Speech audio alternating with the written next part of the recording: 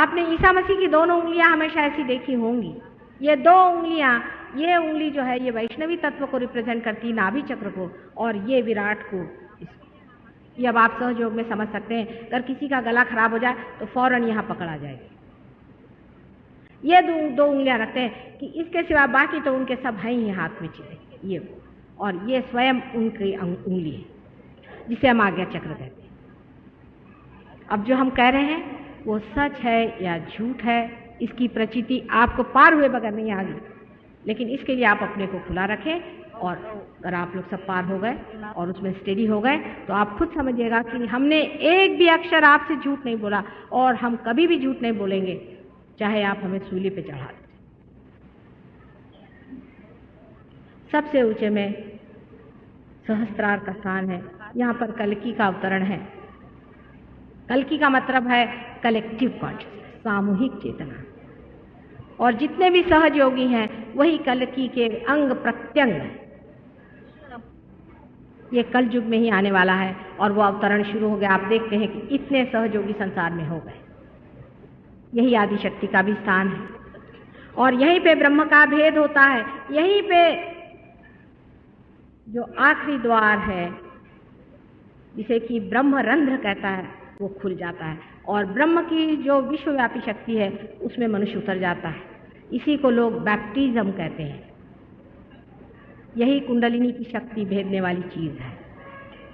और 7 ही चक्रों का अपने इसी सहस्त्रार में ही स्थान है, और इसीलिए कलयुग में ही ये सारी 7 शक्तियां एक साथ इंटीग्रेट होकर के कार्य करती है, और इसीलिए आपको वाइब्रेशंस मिलते हैं। यही परमात्मा का साम्राज्य है जिसे कि किंगडम ऑफ गॉड कहते हैं, क्योंकि आज वो संसार में उतर आया है, इसीलिए आपको चारों तरफ वाइब्रेशंस लगते हैं।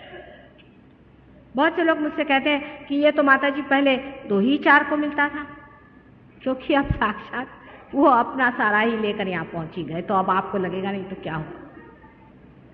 ये जो शक्तियां हैं यहाँ की, इन्हीं के कारण आप पार होते हैं, और इन्हीं के कारण आपका ब्रह्मरंध्र छिपता है।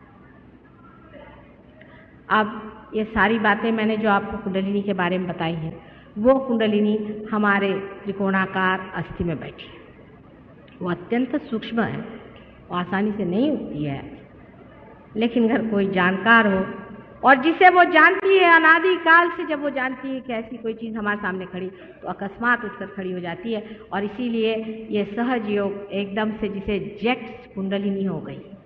जो पहले 1 आध 2 ही फूल इस बाग में खिलते थे, आज हजारों लोग इसमें पार हो रहे हैं, और ये बिल्कुल सत्य है।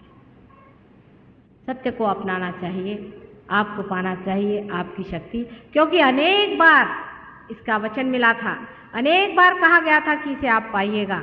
मंदिरों में, मस्जिदों में, चर्चों में जाकर आपने मांगा था कि हमारी नैया करो पार, और जब होने का समय आया तो इसे लीजिए आप, और इसको मौज से लीजिए और आराम से लीजिए। ये आप ही के लिए सारी सृष्टि बनाई गई है, ये सारा क्रिएशन आप ही के लिए है, ये सब कुछ आप ही के बाप का है। इसे आप इस्तेमाल करें और इसमें रममाण हो, इसमें रमण करें और इसमें रजें आराम से। बहुत बहुत आपका धन्यवाद होगा।